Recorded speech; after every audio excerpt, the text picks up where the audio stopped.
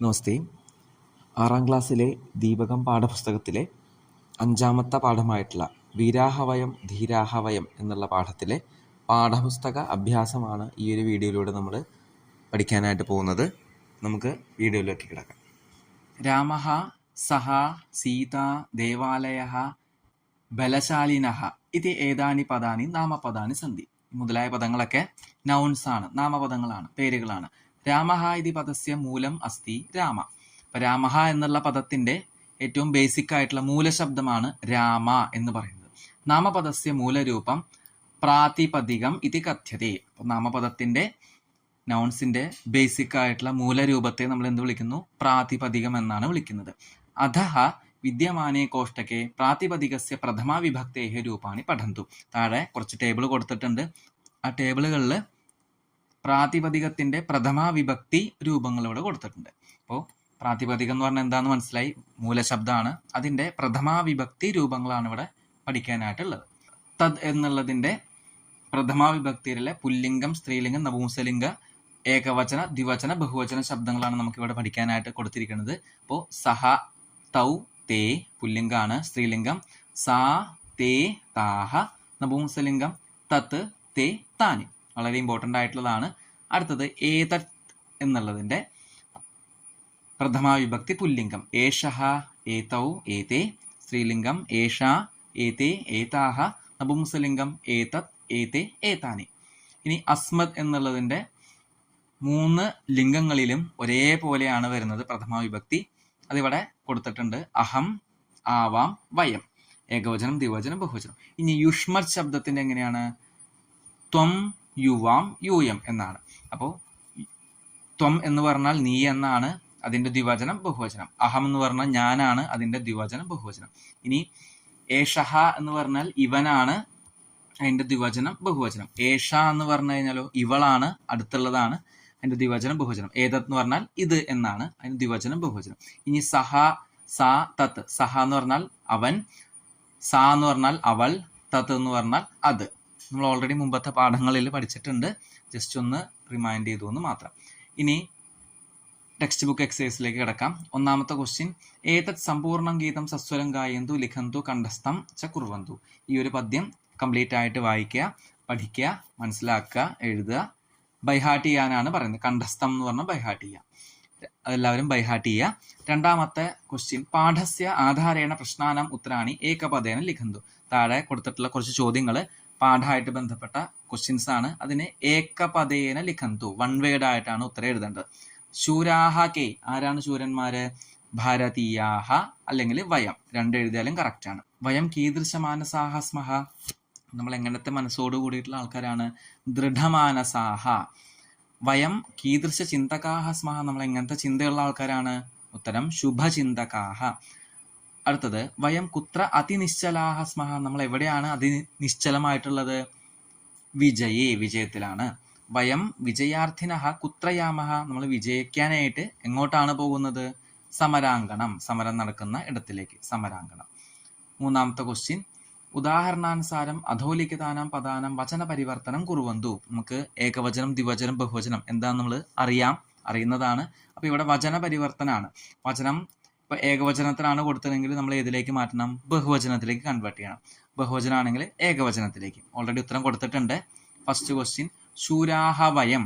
അപ്പൊ ശൂരാഹ എന്നുള്ളതിന്റെ ഏകവചനം എങ്ങനെയാ? ശൂരഹ. വയം എന്നുള്ളതിന്റെ ഏകവചനം അഹം. അഹം, ആവാം, വയം എന്നാണ്. ഇവിടെ വീരാഹ വയം, അപ്പൊ അതിന്റെ വീരാഹ എന്നുള്ളതിന്റെ ഏകവചനം വീരഹ, വയം എന്നുള്ളതിന്റെ ഏകവചനം അഹം. അടുത്തത്, ഇവിടെ ബലശാലിനഹ എന്ന് കൊടുത്തിട്ടുണ്ട്. അപ്പൊ അതിന്റെ ഏകവചനം എങ്ങനെയാണ്? ബലശാലി എന്നാണ്. ജയഗാമിനഹ എന്ന് കൊടുത്തിട്ടുണ്ട്. അതിന്റെ ഏകവചനം ജയഗാമി.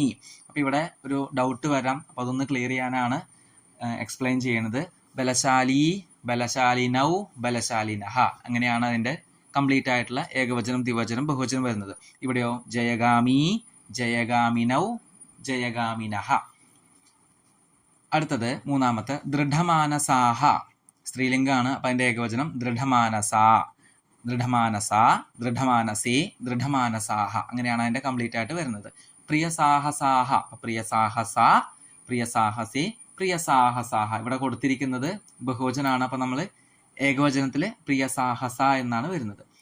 4ാമത്തെ ക്വസ്റ്റ്യൻ അതിഭാവുകാഹ എന്നാണ് ഇവിടെ കൊടുത്തിരിക്കുന്നത്. അപ്പൊ അതിന്റെ ഇത് ബഹുവചനാണ്. അപ്പൊ നമുക്ക് ഏകവചനത്തിൽ എങ്ങനെയാണ്? അതിഭാവുക എന്നാണ്.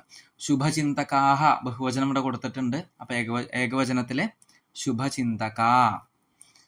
അടുത്ത ക്വസ്റ്റ്യൻ ധനകാമന എന്നുള്ള പദം ഏകവചനത്തിലാണ്. അപ്പൊ നമുക്ക് ബഹുവചനത്തിലേക്ക് മാറ്റണം. ധനകാമനാഹ. വഞ്ചന വഞ്ചനാഹ. അടുത്ത ക്വസ്റ്റ്യൻ വർച്ചസ്വലാഹ എന്നുണ്ട്. അപ്പൊ നമുക്ക് ഏകവചനം വർച്ചസ്വല. ഇവിടെ അതിനിശ്ചലാഹ എന്ന് കൊടുത്തിട്ടുണ്ട്. അപ്പൊ അതിന്റെ ഏകവചനം അതിനിശ്ചല എന്നാണ്. അടുത്തത് കാ സ്തംഭേന സഹ ഖാ സ്തംഭസ്യ ഉചിതം മേളനം കൃത്വ റിക്തസ്ഥാനി ലിഖന്തു.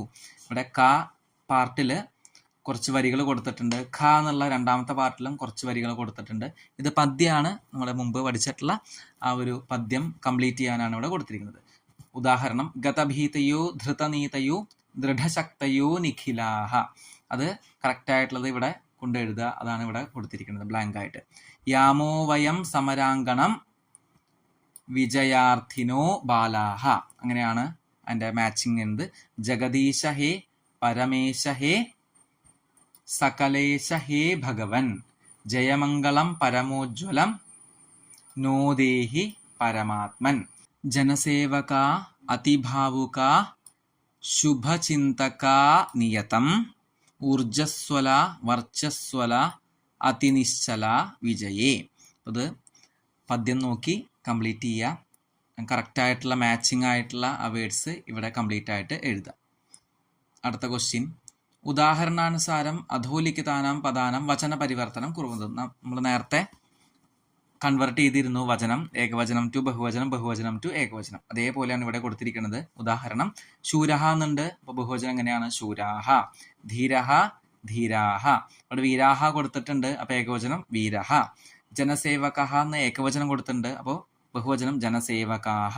ധനകാമനാഹ എന്ന് ബഹുവചനം കൊടുത്തിട്ടുണ്ട്. ഏകവചനം ധനകാമന. നിഖിലഹ എന്നുള്ളത് ഏകവചനത്തിലാണ് കൊടുത്തിരിക്കുന്നത്. അപ്പൊ ബഹുവചനം നിഖിലാഹ. ബാലാഹ എന്നുള്ളത് ബഹുവചനം കൊടുത്തിട്ടുണ്ട്. ഏകവചനത്തിലെ ബാലഹ എന്നാണ് വരിക.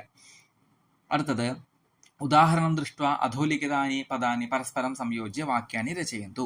ഉദാഹരണം അനുസരിച്ച് വാക്യങ്ങൾ കംപ്ലീറ്റ് ചെയ്യാനാണ്. അപ്പൊ ഇവിടെ ഛാത്രഃ പഠതി ഏകവചനം ടു ഏകവചനം. ഛാത്രൗ എന്ത് വരും? ഛാത്രൗ പഠതഃ. അടുത്തത് ഇവിടെ ഛാത്രാഃ പഠന്തി. അഹം പഠാമി ആവാം പഠാവഹ വയം പഠാമഹ. ത്വം പഠസി യുവാം പഠതഃ യൂയം പഠത. ഇങ്ങനെയാണ് അത് കംപ്ലീറ്റ് ചെയ്യേണ്ടത്. മാച്ച് ചെയ്യുക. മാച്ച് ചെയ്തിട്ടുള്ള ഉത്തരം ഇപ്പുറത്തായിട്ട് റൈറ്റ് സൈഡിലായിട്ട് എഴുതുക. അടുത്ത ക്വസ്റ്റ്യൻ കോഷ്ടകാത് ഉചിതം പദം സ്വീകൃത്യ റിക്തസ്ഥാനി ലിഖന്തു. ഇവിടെ ഉദാഹരണം കൊടുത്തിട്ടുണ്ട്. തത് ശബ്ദ സ്ത്രീലിംഗം പ്രഥമ വിഭക്തി ഏകവചനം. തത് ശബ്ദത്തിന്റെ സ്ത്രീലിംഗമാണ്. അപ്പോൾ സാ തേ താഹ എന്നുള്ള ലൈൻ, അതിലെ ഏകവചനം എന്താണ്? ഉത്തരം സാ എന്നാണ്. അതാണ് ഇവിടെ ആൻസർ ആയിട്ട് കൊടുത്തിരിക്കുന്നത്. ഫസ്റ്റ് ക്വസ്റ്റ്യൻ അസ്മത് ശബ്ദ പ്രഥമ വിഭക്തി ഏകവചനം. അപ്പൊ അസ്മത് ശബ്ദം എന്ന് പറയുമ്പോൾ അഹം ആവാം വയം, അതിലെ ഏകവചനം എന്താണ്? അഹം. നമുക്ക് ഇവിടെ ഉത്തരം അഹം എന്ന് കിട്ടിയിട്ടുണ്ട്. യുഷ്മത് ശബ്ദ പ്രഥമ വിഭക്തി ദ്വിവചനം. യുഷ്മത് ശബ്ദം എന്ന് പറയുമ്പോൾ ത്വം യുവാം യൂയാണ്, അതിലെ ദ്വിവചനം എന്താണ്? യുവാം. ഉത്തരം കിട്ടി.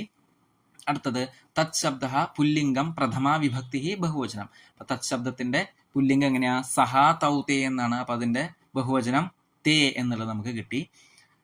അടുത്തത് ഏതത് നപുംസകലിംഗം പ്രഥമ വിഭക്തി. ഏതത് എന്ന് പറയുമ്പോൾ ഏഷഹ ഏതൗ ഏതേ, അത് പുല്ലിംഗാണ്. ഏഷ ഏതേ ഏതാഹ എന്നുള്ളത് സ്ത്രീലിംഗാണ്. നമുക്ക് ഇവിടെ എന്താ കൊടുത്തേക്കണേ? നപുംസകലിംഗാണ്. അപ്പോൾ ഏതത് ഏതേ ഏതാനി, അതിന്റെ ബഹുവചനം ഏതാനി. ഏതത് ശബ്ദ സ്ത്രീലിംഗം. അപ്പൊ ഏഷ ഏതേ ഏതാഹ ആണ്, അതിൽ ഏത് വചനാണ്? ഏകവചനാണ്. അപ്പോൾ ഏഷ എന്നുള്ളത് ഉത്തരമായിട്ട് എഴുതാം. തത് ശബ്ദ സ്ത്രീലിംഗം. അപ്പോൾ സാ തേ താഹ എന്നുള്ള ലൈനില് ദ്വിവചനം എങ്ങനെയാണ്? തേ എന്നുള്ളതാണ് ഉത്തരമായിട്ട് വരുന്നത്. ലാസ്റ്റ് ക്വസ്റ്റ്യൻ ആണ്. ഉദാഹരണം അനുസൃത്യ ഉചിതേന പദേന റിക്തസ്ഥാനം പൂരയന്തു. നായിക നൃത്യതി. ഇവിടെ ബ്രാക്കറ്റിൽ നൃത്ത് എന്നുള്ള ധാതു കൊടുത്തിട്ടുണ്ട്. അപ്പോൾ നൃത്യതി എന്ന് വന്നു. ബാലകഹ ലിഖാണ്. അപ്പോൾ ലിഖതി. ഛാത്രൗ ക്രീഡതഃ. എന്തുകൊണ്ട് ക്രീഡതഃ വന്നു? ഇവിടെ ക്രീഡ് ധാതുവിന്റെ ദ്വിവചനം. ഛാത്രഹ ഛാത്രൗ ദ്വിവചനാണ്. അപ്പോൾ ക്രീഡതി ക്രീഡതഃ, അങ്ങനെയാണ് നമുക്ക് ക്രീഡതഃ കിട്ടിയത്. ഇനി അഹം വരുമ്പോൾ ഗച്ഛ എന്നാണ് കൊടുത്തിരിക്കുന്നത്. അപ്പൊ അതിന്റെ ഉത്തമപുരുഷ ഏകവചനം ഗച്ഛാമി, അഹം ഗച്ഛാമി, ആവാം ഗച്ഛാവഹ, അങ്ങനെയല്ലേ വരിക. അപ്പൊ ഇവിടെ അഹം ഗച്ഛാമി എന്നുള്ള ഉത്തരം നമുക്ക് കിട്ടി. കവിഹി പശ്യ വരുമ്പോ പശ്യതി, മഹിളാഹ വധ വരുമ്പോ വദന്തി. ഇവിടെ എന്തുകൊണ്ട് വദന്തി വന്നു? മഹിളാഹ ബഹുവചന ആയതുകൊണ്ടാണ് വദന്തി വന്നത്. ദേവാഹ എന്നുള്ളത് ബഹുവചനാണ്, അപ്പോ ആഗച്ഛന്തി, ആഗച്ച് വന്ന കാരണം ആഗച്ഛന്തി. പത്താണ് ഇവിടെ കൊടുത്തിരിക്കുന്നത്. അപ്പൊ ഫലാനി പതന്തി, ഫലാനി ബഹുവചനായതുകൊണ്ട് പതന്തി.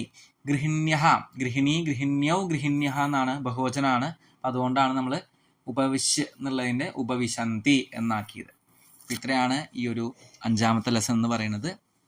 നമുക്ക് അടുത്തൊരു വീഡിയോയിൽ 6ാമത്തെ ലെസൺ നമുക്ക് മനസ്സിലാക്കാം, പഠിക്കാം. ധന്യവാദാഹ.